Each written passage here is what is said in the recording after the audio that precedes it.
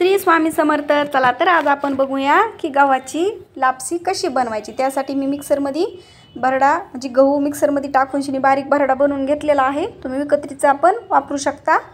आणि आता आपण कढई गरम करून तो भरडा आपल्याला छान असा भाजून घ्यायचा आहे तूप टाकून, म्हणजे लवकर शिजायला मदतही होते आणि खमंग असा त्याचा वास येईपर्यंत छान असा आपल्याला भाजून घ्यायचा आहे, कारण की मस्त अशी चव उतरते तुपामध्ये भाजल्यानंतर। छान असा आपण भाजून घेऊ। बघा, पूर्वीचा पारंपरिक पदार्थ आहे हा, जो की भंडाऱ्यामध्ये किंवा पूर्वीच्या काळी लग्नामध्ये पण बनवायचे, आता नाहीत बनत, पण प्रसादाला भंडाऱ्यामध्ये मंदिरात प्रसादाला अशी लापशी बनवतात। आणि पहिले जुने पदार्थ आता खायला पण खूप छान लागतात। तर आता आपण भरडा छान भाजून घेतलेला आहे। गरम पाणी आपल्याला त्याच्यात टाकून आता छान असं शिजवून घ्यायचं आहे। पलीकडच्या शेगडीवरती आपण गरम पाणी करून घेतलं होतं।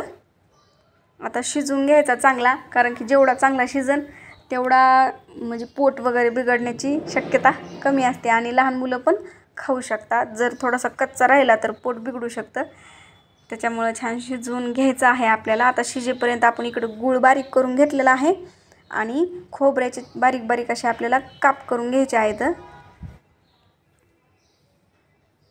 आणि थोडा वेळ आता आपण झाकून ठेवू। मस्त बघा शिजत आलेला आहे। थोडंसं पाणी राहिलेलं आहे, आणखी थोडंसं आपल्याला झाकून ठेवायचं आहे। थोडंसं बघू आला आहे शिजत, थोडासा बाकी राहिला आहे, आणखी थोडंसं झाकून ठेवून चांगला शिजवून घ्यायचा, चांगली वाफळून द्यायचा।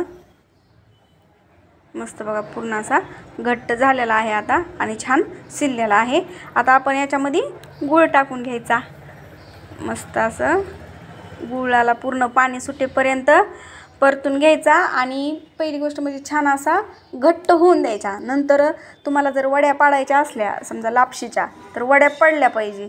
पातळ राहिलं का मग वड्या पडायला थोडंसं पडतच नाहीत वड्या, पातळ जर राहिलं तर। छान असा एकदम घट्टसर होऊन द्यायचा। एक प्रकारचं थोडंसं चाचणी आल्यावर पुरणाला आपण कसं चाचणी येईपर्यंत छान घट्ट होईपर्यंत तसंच लापशीला करून घ्यायचं, म्हणजे छान अशा वड्या पडतात आणि खायला पण खूप टेस्टी अशी लागते।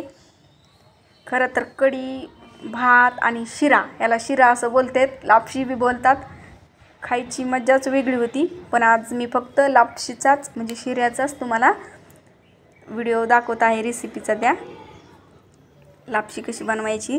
तर आता आपण काय केलेलं आहे, छोट्याशा ते पॅनमध्ये थोडंसं तेल टाकून खोबऱ्याचे जे काप आहेत का ते थोडेसे परतून घ्यायचे, भाजून घ्यायचे तर आपल्याला लापसीमध्ये टाकण्यासाठी, म्हणजे छान अशी चव येते।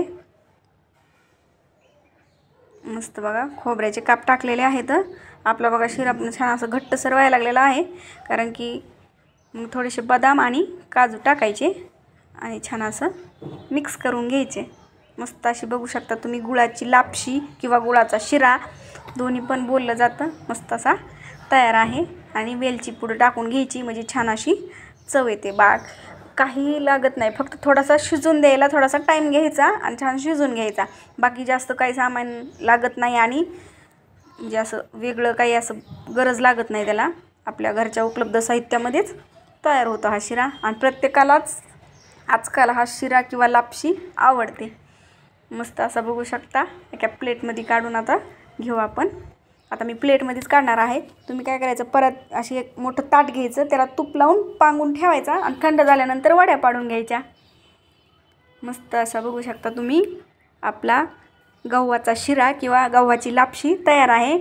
अशा साध्या आणि सोप्या भाषेतील रेसिपीसाठी नक्कीच आपल्या चॅनलला सबस्क्राईब करा। धन्यवाद।